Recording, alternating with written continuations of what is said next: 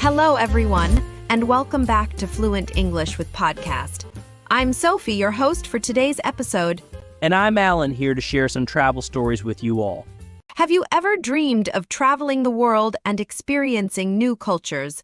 Well, even the most seasoned travelers have some embarrassing stories to tell. Exactly. Traveling is all about learning and having fun, but sometimes things don't go exactly according to plan.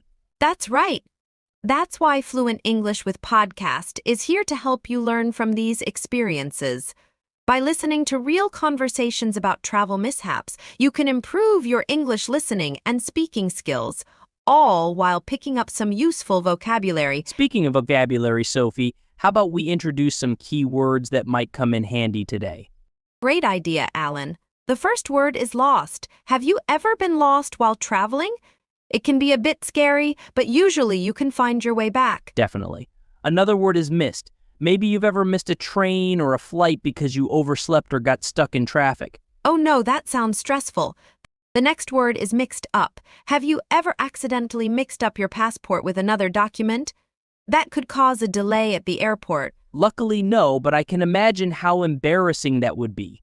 The next word is embarrassed. This is how you might feel if you make a mistake while traveling, like saying something silly in a foreign language. Exactly, and the last word for today is passport. This is the official document you need to travel to another country.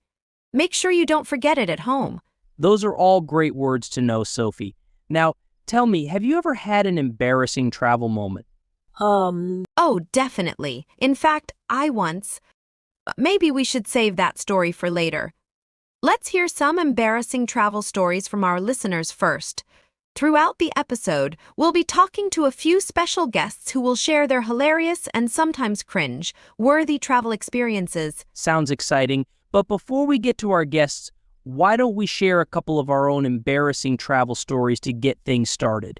Sure, I'll go first. Last year, I was on a vacation in Spain and I completely forgot to pack my adapter for my phone charger. I can't believe I did that. Oh no, so you were stuck with a dead phone? The whole day. Luckily, I found a store that sold adapters, but it was a stressful experience, especially since I couldn't take any pictures. Oh no, a dead phone on vacation sounds like a nightmare.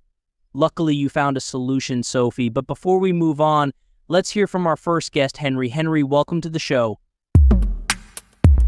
Hi, Sophie. Hi, Alan. Thanks for having me. Thanks for joining us, Henry. We're excited to hear your embarrassing travel story.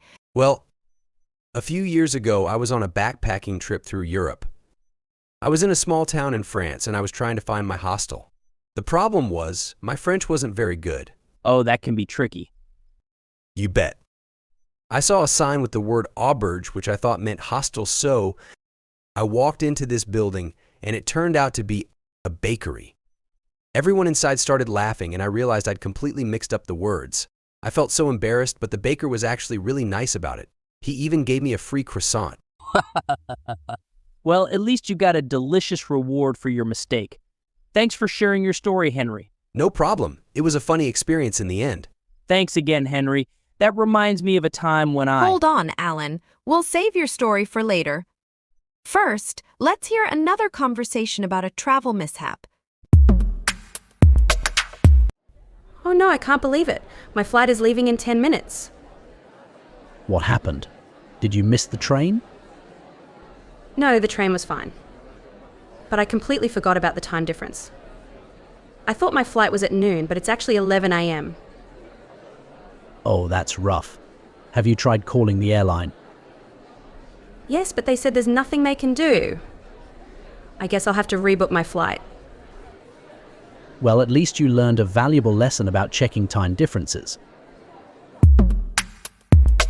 Ouch, missing a flight due to a time difference. That's a bummer. But hey, it happens to the best of us. Exactly. Now, let's hear a conversation about another common travel mishap, getting lost. Excuse me, can you help me? I'm lost. Sure, where are you trying to go? I'm looking for the main train station. Estación Central in Spanish, I believe. Estación Central? No, there's no station here. Maybe you're looking for the bus terminal. Terminal de autobuses? Oh, maybe you're right. Thank you so much. No problem. Good luck. Oh, that tourist got a little lost in translation. It's important to remember that even a few simple phrases in the local language can go a long way when traveling. Exactly. Learning a few key phrases can save you a lot of frustration. Now, Alan, I know you were itching to tell us your embarrassing travel story earlier. Let's hear it. All right. So a few years ago, I was on a trip to Japan. I was really excited to try some authentic sushi at a local restaurant, but the menu was entirely in Japanese and I didn't understand a word. Oh no, that can be tricky. You bet. I didn't want to seem like a tourist, so I just pointed at a random picture on the menu. Big mistake. When the food arrived, it turned out to be What was it? sea urchin. Let's just say it wasn't exactly what I was expecting. I managed to take a bite, but it wasn't my cup of tea, to say the least. Everyone at the restaurant was staring at me, and I felt so embarrassed. Oh, Alan, that's a story I won't soon forget. At least you tried something new, though. True, but next time I'll stick to pointing at pictures with more caution. So let's continue with more embarrassing travel stories and some tips for avoiding similar mishaps. We're having a blast hearing about all these hilarious and sometimes cringe-worthy travel mishaps. Alan, you were just telling us about your sea urchin surprise in Japan. Let's just say it was an adventure for the taste buds, but before we move on, let's hear from another listener who has a story to share. Welcome to the show, Clara. Hi, Sophie. Hi, Alan. Thanks for having me. Thank you for joining us, Clara. We're excited to hear your embarrassing travel story. Well, a couple of years ago, I was on a family vacation in Italy. We were visiting a beautiful cathedral, and I was taking pictures of the amazing architecture. I was so focused on getting the perfect shot that I didn't realize. Oh, what happened? I accidentally walked right into a group of tourists on a guided tour. The tour guide stopped talking, and everyone stared at me like I'd crashed their party. I felt so embarrassed, and I quickly apologized and hurried away. That sounds like a situation where the ground could swallow you whole. You bet. But hey, it's a funny story to look back on now. At least I learned to be more aware of my surroundings when taking pictures. That's a valuable lesson, Clara. Thanks for sharing your story. Now, let's get back to some helpful conversation examples. Here's another situation that can sometimes lead to embarrassment while traveling. Asking for directions.